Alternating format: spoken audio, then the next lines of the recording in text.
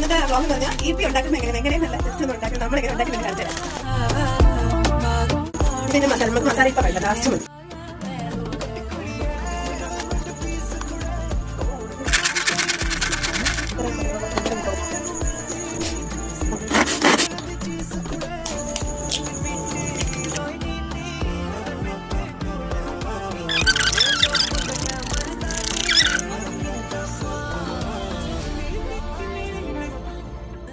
നമുക്ക് മുട്ട വെറുതെ കെട്ടി തന്നെ ബാക്കി കുറച്ച് എണ്ണ വെച്ചിട്ട് ഉള്ളി വെച്ച്